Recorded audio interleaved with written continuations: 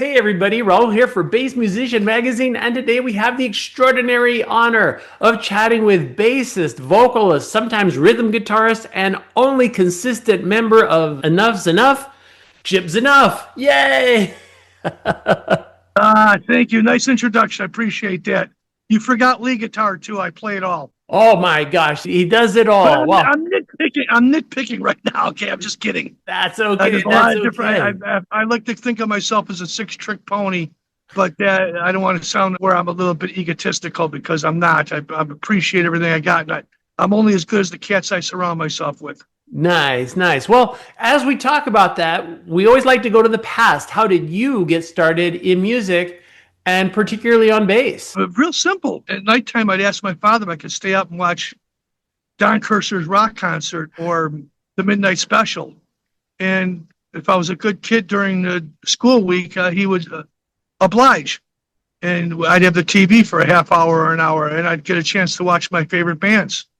And at the time, I was playing sports, football, baseball, basketball, hockey, what have you. I was a real sports enthusiast. And after a while, after watching all the great bands on these programs, Alice Cooper and Black Sabbath, Queen, a lot of the English stuff, a lot of stuff from across the pond. Of course, some American bands as well, too. I was just smitten by what they did and the feeling I got from listening to the music. And I think that's what started and poked the bear a little bit. Gotcha. So are you self-taught or did you take classes or how did you do that?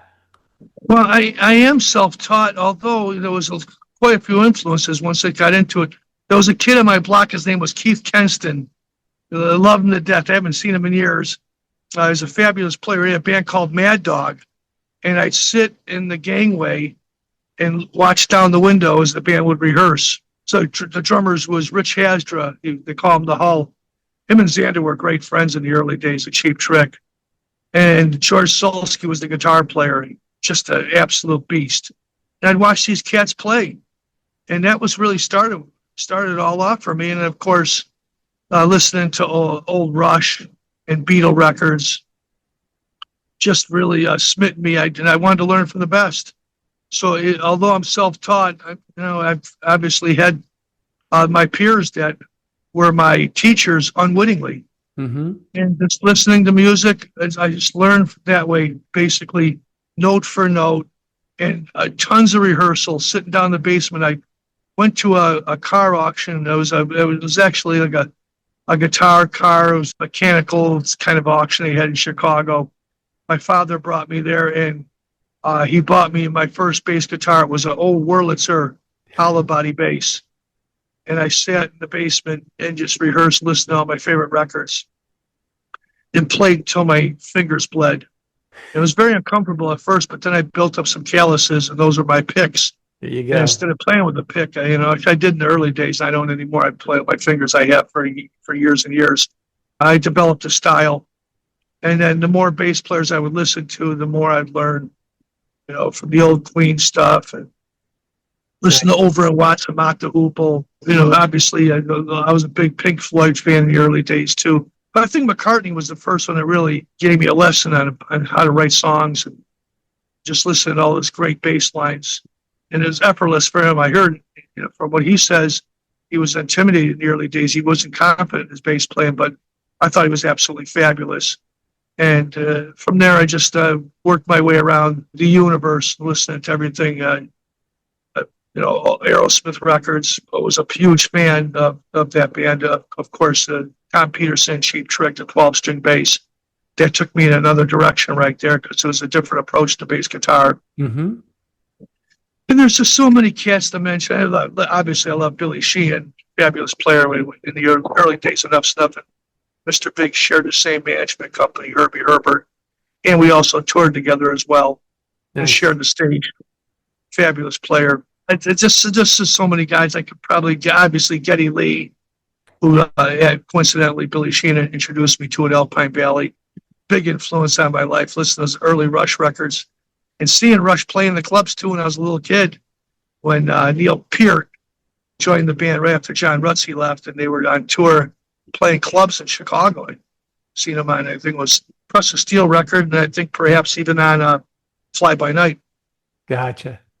So I learned from some really good cats, and there's a lot I'm missing too. A lot of players from the R&B days too. So I think I tried to grab as many styles as I could, listen to everything, just to know where to go to. And then I took the ball myself and just ran with it. Very cool. Well, and I think for a lot of our younger listeners, even though vinyl is making a return, it was certainly a whole different project lifting tunes from records because you had to deal with the needle and moving it back and forth and stuff. So it was a lot more challenging than it is now. Yeah, there was no internet back then. Yeah. You had to learn the songs and you watched people play, and you could ask questions too. There was not a problem with asking your favorite musicians how he did this or she did that. Yeah. I was a big Carol Kay fan too. I listened to old records. I thought, I thought she was fabulous as well. When I go back and listen to, I could probably write down. Be much easier for me to write down. It's early in the morning, by the way, for me. I'm in Mississippi and I'm half asleep. I apologize for that. Up all night being in a rock and roll band, you burn the candle at both ends until there's no wick left. But there was so many influences out there. I'm probably not being fair to the people that have influenced me in my life. But it's a brief synopsis right there of some of the great cats I've listened to and learned from. And it's all, even though it was self-taught, it wasn't for those cats. You show me a guy without influences, I'll show you a guy who hasn't written a one note. There we go. Well, and your compendium of all of this input. Now, really exciting news. Enuff Z'nuff has a new album dropping in a couple of days from when we're talking right now. July 25th, it's titled Xtra Cherries, and that's with XTRAA, Xtra Cherries. Tell us a little bit about this project. It's something fresh coming up. It's the world. I look through my kaleidoscope, different colors, different shapes. It's another Enuff Z'nuff album. I think we've taken a little bit different of an approach on this one. And obviously, things have changed throughout the years. The one thing that still stays intact is trying to come up with a good song. Mm-hmm. And to me, it's a record that's full of pop, rock, a little bit of metal, a lot of alternative. It's a potpourri of all those things. One of my favorite words, by the way. It's just a real good, nice mixture of songs. And the Xtra Cherries is all the musicians that have came and helped me collaborate on this record. Songs, most of them were already written. Some of them are old songs, obviously. The stuff I did with the Journey guys, we did that years and years ago, but finally sees the light of day right now. And to quote the great Steven Tyler from Aerosmith, if it's 20 years old, it's new again. And that's what it is. This record's all about. So a bunch of songs that some written in the past, some written, as early as this year. And I tried to put them all together with some great musicians. And I think I succeeded there. I certainly hope so, because early reviews are people are digging the record. And that really makes me happy, because in this day and age, there's so many bands, so much songs out there. Yeah. You just don't know if you're going to get recognized whatsoever.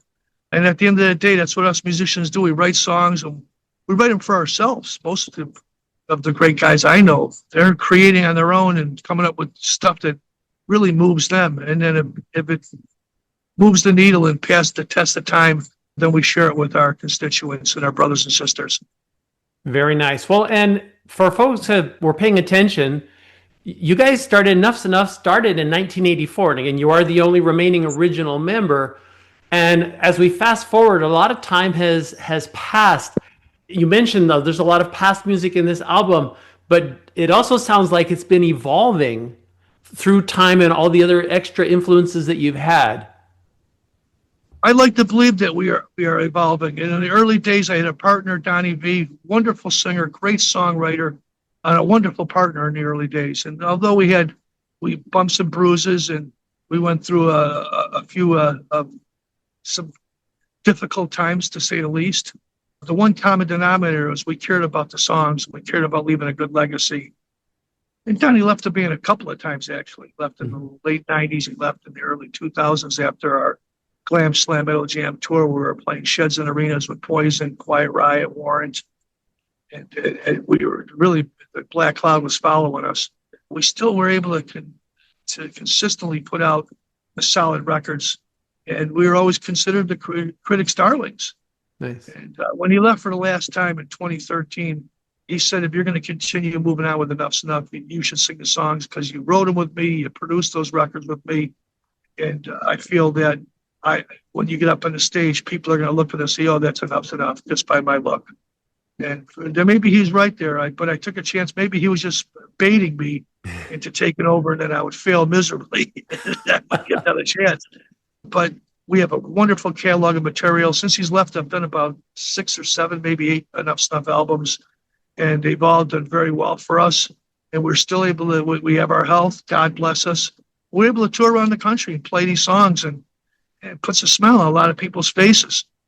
And it's a quite extraordinary catalog. You got on Spotify, about 300 songs on there. Not many bands can say that, and I'm very proud of that. But now it's pretty much me writing the songs on my own. But I've had a lot of experience together with other artists, and I think I've learned the craft a little bit. You never learn everything. Mm-hmm. There's always more to learn every single day. And once you shut your mind off to that, you'll be confusing motion with progress, and you won't come up with anything. So I'm always looking for songs, and I find them in all different places, whether it's lipstick on a glass, a joint on an ashtray, just a certain metaphor somebody says. Just there's so much in the world to write about and experience. And then you put it pen to paper and you put music to tape, and there you go. There's your song. Everybody can write songs. It's obviously it's a gift. It's special, but anybody can come up with songs. There's so many artists out there that have wonderful songs that are never heard whatsoever. And I wish them well, getting their material out there to the people that can help you. Nice. Well, and I think one of the things that has changed an awful lot, especially going back in the day, for you to be heard, you had to be dealing with record labels and the radio because they were controlling a lot of what was out on the airwaves. Now with the internet, you've got a lot of people who are kind of more self-produced. You can certainly get things heard without having, a giant company, corporate entity behind you. I'm sure it helps if you've got a good label that you're working with, that it certainly will help propel you forward. But as we move away from this, we also should talk a little bit about how you're getting your sound. It was interesting you mentioned the Tom Peterson's 12-string bass. Not a lot of people play 12-string, but you had a spell where you've been playing 12-string as well. How do you get your sound? What are you playing on? I've been using SVTs for a while, although I'm endorsed by Mesa Boogie, and I do love their gear as well.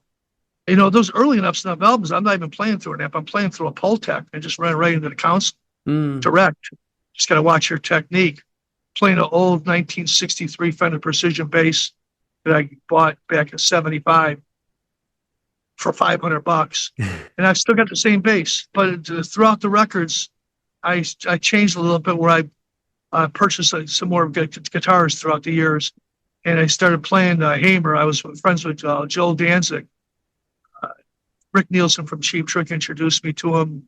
Joel was running a company called Hamer, and I ended up getting a bunch of basses from him. And I was really smitten by the whole way of how to play a 12-string bass. I play with my fingers, so it's a different technique than playing with a pick, the way it's all strung.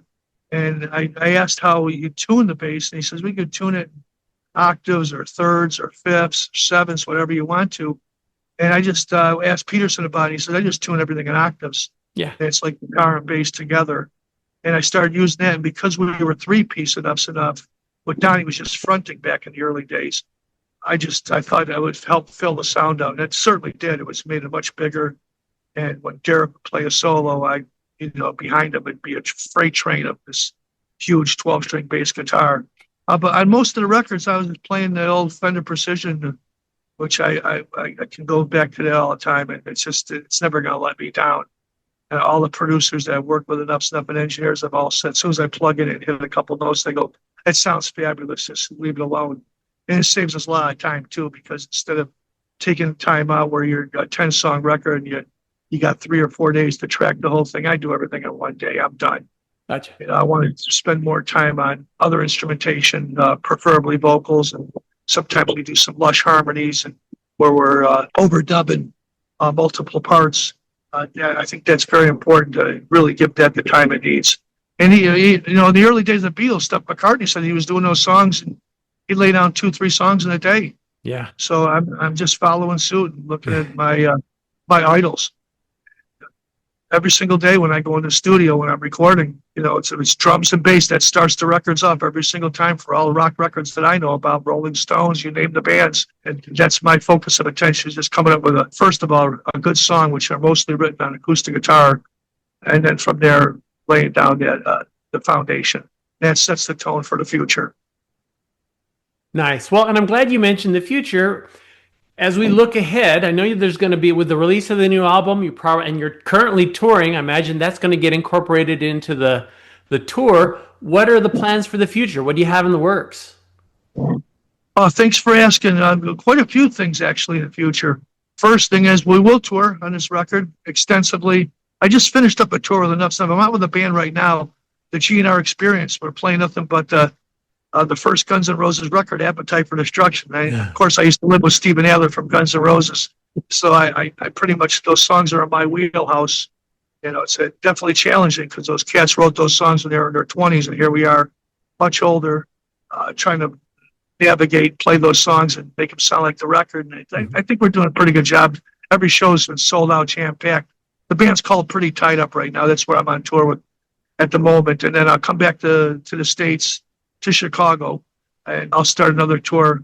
And we got a bunch of festival dates coming up as well. And then the big thing for me is Enuff Z'nuff. Donnie and I are being inducted into the Rock and Roll Hall of Fame. Of course, Donnie's not in Enuff Z'nuff right now, but he's taking time out of his schedule to come out there and to accept and celebrate the years and years we had writing these songs and playing around the country, still celebrating life. So September 14th of 2025, the Rialto Theater in Joliet.